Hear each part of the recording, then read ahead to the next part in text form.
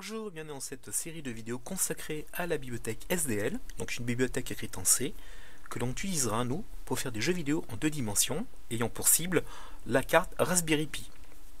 Alors ces tutoriaux, je ne les ferai pas directement sur la carte Raspberry Pi, d'accord?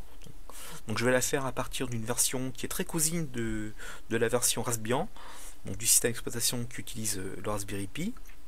Donc ici j'utilise une version Linux GNU Mint en version 17, donc un cousin qui est également une version Debian, donc un cousin du Raspberry Pi 2. Donc avant qu'on utilise une telle bibliothèque, on met en place les outils nécessaires pour programmer, pour compiler ces programmes en C. Je vais vous montrer notre fil rouge de ces tutoriaux, un petit jeu que j'ai fait qui s'appelle Canyon. Alors je me suis inspiré d'un jeu célèbre qui est Flappy Bird. Alors, en lançant le jeu, de quoi vous allez voir de quoi on parle. Voilà, donc vous avez une petite fenêtre d'introduction qui apparaît, avec le titre, l'auteur, et pour ensuite enchaîner les écrans successifs, il faudra faire échappe. Donc vous avez ici un petit plane, un petit avion, d'accord.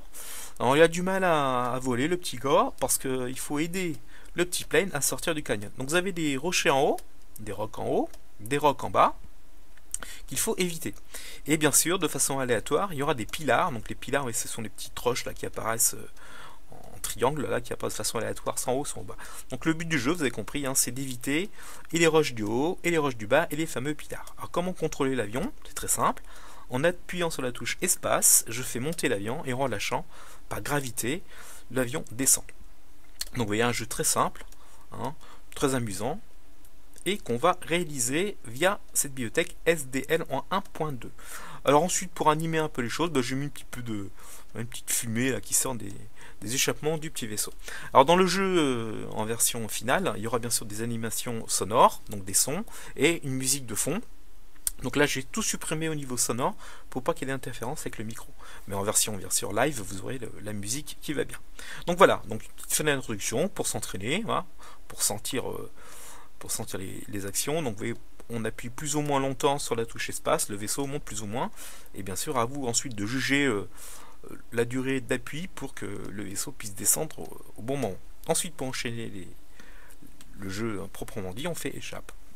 Et là, malheureusement, je viens d'exploser. Alors attention, on va essayer de contrôler la bête. Évidemment, en haut à gauche, vous avez les points. Donc chaque fois qu'on arrive à sortir d'un pilar, eh bien on gagne un point, comme dans le Flappy Bird. Et en haut à droite, vous avez les points de vie. Donc il y a 3 petits cœurs. Et chaque fois que je fais une explosion, je perds, vous voyez, des petits cœurs. Donc là, je n'ai plus de cœur, donc je n'ai plus de points de vie. À la dernière, j'explose, donc je suis sorti du jeu. Une petite fenêtre de conclusion qui vous dit voilà ce qu'il faut faire. Si vous voulez rejouer, vous faites Enter. Et si vous voulez sortir du jeu complètement, vous ferez Exit via Échappe. Une petite info en bas, donc les points que vous avez gagnés. Vous avez gagné 7 points. Et on a mémorisé dans un fichier les 3 meilleurs scores actuels. Donc 18 points, 12 points et 11 points. Voilà, donc voici le fil rouge de nos tutoriaux futurs. Merci de votre écoute et à très bientôt.